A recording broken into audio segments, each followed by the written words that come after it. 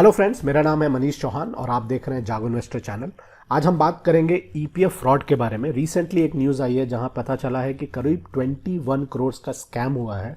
बहुत सारे अकाउंट से 21 करोड़ रुपीस निकाल लिए गए हैं।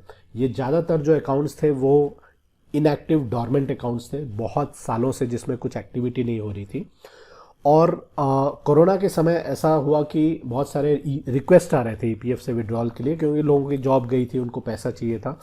तो बहुत सारे जब रिक्वेस्ट आने लगे तो गवर्नमेंट्स ने कुछ ढिलाई की, कुछ ऐसे रूल्स थे जो उन्होंने रिलैक्स किए और उसी का फ़ायदा उठा के कुछ जो इंटरनल एम्प्लॉयज़ हैं, जो ईपीएफओ का मुंबई में ऑफिस है, वहाँ पे एक मास्टरमाइंड बताया जा रहा है 37 ईयर ओल्ड का चंद्र कुमार सिन्हा, और इसके साथ और भी कुछ लोग मिले हुए थे और इन लोगों को अभी सस्पेंड कर दिया गया है। इसमें क्या हुआ कि बहुत सारे जो कंपनीज हैं, जो 2006 से पहले की कंपनीज हैं जो बंद हो चुकी हैं, अब वो एक्टिव नहीं है, उनके बहुत सारे ईपीएफ अकाउंट थे उनके एम्प्लॉयज़ के, जो जिसमें कुछ पैसा पड़ा था लेकिन उसमें कुछ एक्टिविटी नहीं थी। उसमें से उन्होंने कहीं से 1 लाख, कहीं से 2 लाख, कहीं से 50,000 छोटे छोटे अमाउंट्स निकाले, क्योंकि जब बड़ा अमाउंट निकालते हैं तो वो ऑडिट के लिए जाता है, इसीलिए उन्होंने ये सोचा कि नहीं, हम छोटे छोटे अमाउंट से विड्रॉ करेंगे।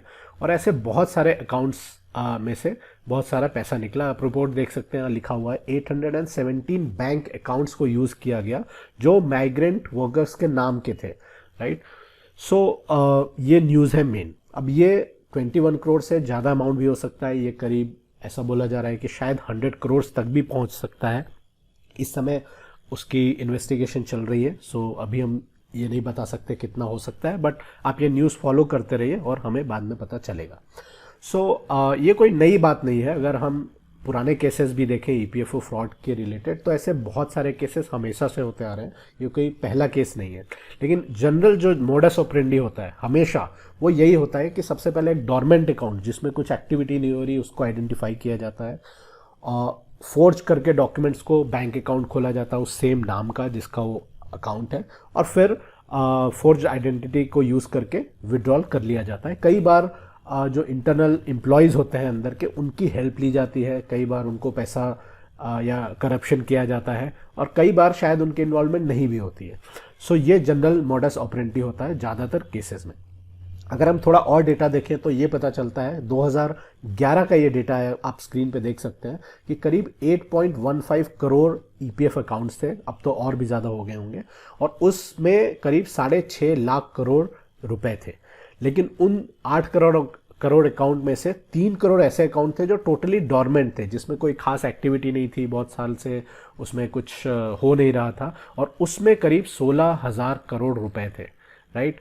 अब इमेजिन करिए, 3 करोड़ अगर डॉर्मेंट अकाउंट है और अगर किसी को फ्रॉड करना है या कुछ उसमें से पैसा विड्रॉ करना है, फोर्ज करना है, तो 3 करोड़ अकाउंट में से बहुत ही आसान है कुछ चंद सैकड़ों अकाउंट या फिर कुछ हज़ार अकाउंट्स को आइडेंटिफाई करना, और फिर अगर उसमें से ज़्यादा एक्टिविटी नहीं हो रही है तो उसमें से कुछ फ्रॉड करना, ये बहुत ईजी हो जाता है, करेक्ट।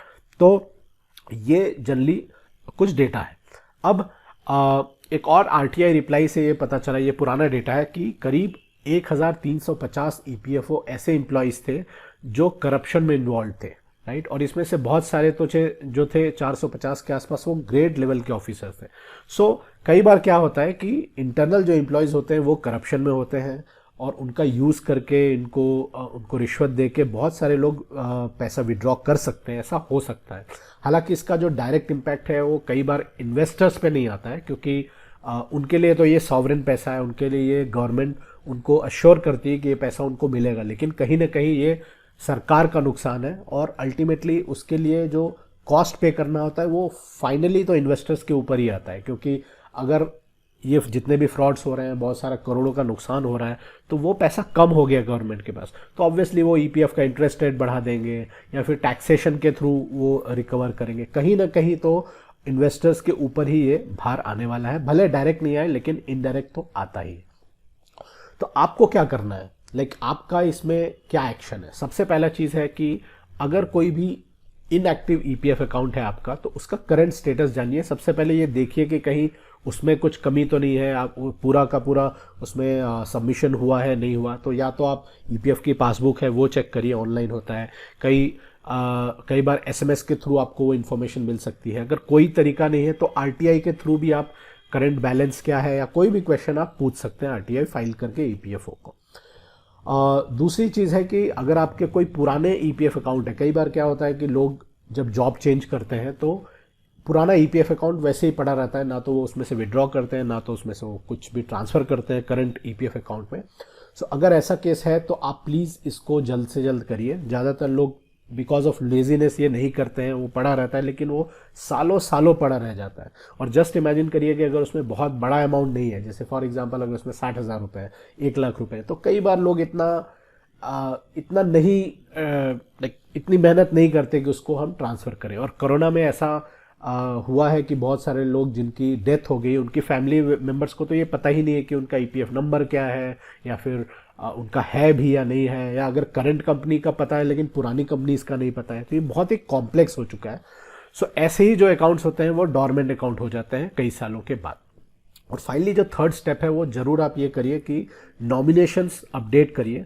नॉमिनी वो होता है जिसको फाइनली ईपीएफओ से वो अपना पैसा क्लेम कर सकता है ईपीएफ अकाउंट से।